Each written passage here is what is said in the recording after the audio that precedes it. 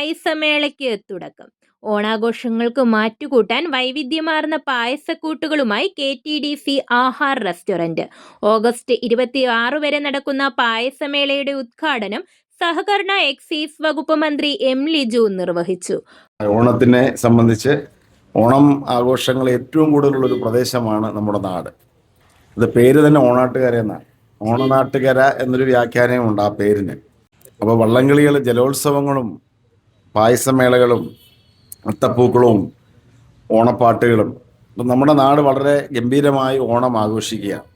അപ്പോൾ അതിനോടൊപ്പം KTDCയും ഓണാഘോഷത്തിൽ പങ്കുചേരുന്നതിൻ്റെ ഭാഗമായിട്ടാണ് ഈ പായസമേള ഇവിടെ സംഘടിപ്പിച്ചിരിക്കുന്നത്. നിരവധി പായസങ്ങൾ 15 ഇനം അല്ലേ, 15 ഇനം പായസമാണ് ഇവിടെ നൽകുന്നത്. ഇന്ന് എല്ലാ ദിവസവും ഉണ്ടോ? ഇനി എല്ലാ ദിവസവും തിരുവോണ ദിവസം ഉച്ചവരെ നല്ല ഇനം പായസങ്ങൾ കൊടുക്കുകയാണ്.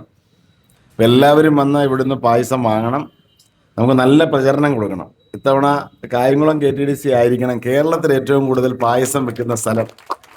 ചടങ്ങിൽ കായംകുളം നഗരസഭാ chairman Sharath Lal Bellary, ward councillor CS Basha തുടങ്ങിയവർ മുഖ്യ അതിഥികളായി പങ്കെടുത്തു. 15ലധികം വ്യത്യസ്ത രുചികളിലുള്ള പായസങ്ങളാണ് ഇത്തവണ മേളയിൽ ഒരുക്കിയിരിക്കുന്നത്.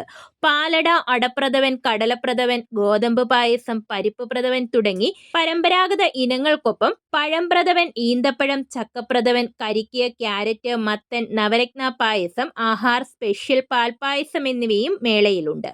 ആരോഗ്യപ്രദമായ മുളയരി പായസവും റാഗി പായസവുമാണ് ഇത്തവണത്തെ പ്രധാന ആകർഷണം. മേള നടക്കുന്ന ദിവസങ്ങളിൽ രാവിലെ 10 മണി മുതൽ റെസ്റ്റോറന്റിന് മുൻവശത്തെ പ്രത്യേക കൗണ്ടറിൽ നിന്നും പായസങ്ങൾ ലഭ്യമാകും.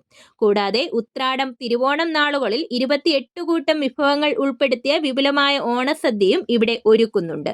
പായസത്തിനും സദ്യയ്ക്കും മുൻകൂട്ടി ബുക്ക് ചെയ്യുവാൻ സൗകര്യമുണ്ടെന്നും അധികൃതർ അറിയിച്ചു. News bureau, Kayamkulam.